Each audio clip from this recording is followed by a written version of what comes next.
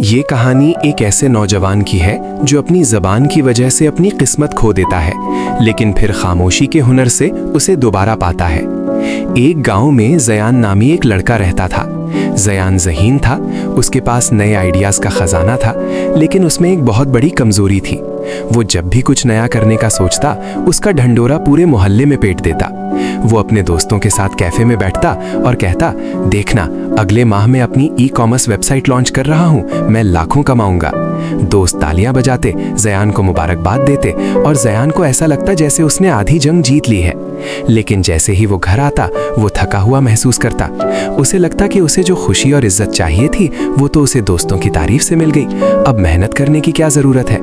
नतीजा ये निकलता कि महीना गुजर जाता और वेबसाइट का एक सफ़ा भी तैयार ना होता। एक दिन ज़यान के बचपन का एक दोस्त उमर शहर वापस आया।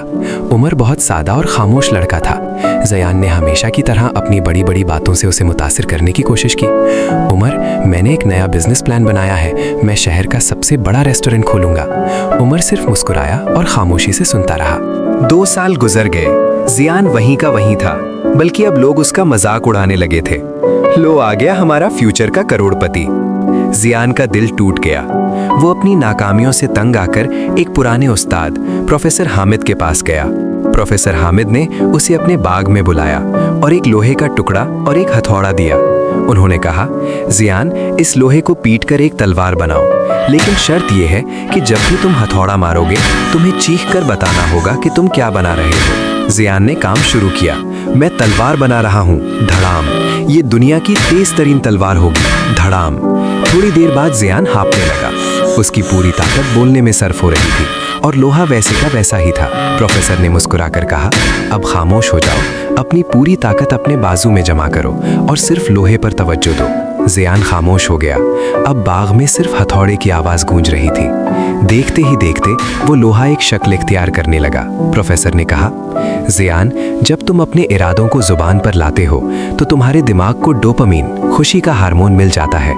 तुम्हारा दिमाग समझता है कि तुमने मकसद हासिल कर लिया, इसलिए वो तुम्हारे जिस्म को मेहनत के लिए दरकार तवानाई फराहम करना बंद कर देता है। ज़ियान उस दिन खामोश घर लौटा। उसने किसी दोस्त को नहीं बताया कि वो कहाँ गया था। उसने अपने कमरे का दरवाज़ा बंद किया और एक नए प्रोजेक्ट पर काम शुरू किया। महीनों गुजर गए। किसी को मालूम नहीं था कि ज़ियान क्या कर रहा था। दोस्तों ने समझा कि शायद वो हार मान चुका है। एक दिन शहर के अखबार में खबर छपी। एक गुमनाम नौजवान ने शहर का सबसे बड़ा तालीमी पोर्टल लॉन्च कर दिया। वो ज़ियान था। जब लोग उसे मुबारकबाद देने आए तो उसने सिर्फ मुस्कुरा कर कहा, दरख्त जब बड़ा होता है तो उसके पत्ते खुद ही शोर मचाते हैं, उसे बताने की जरूरत नहीं पड़ती।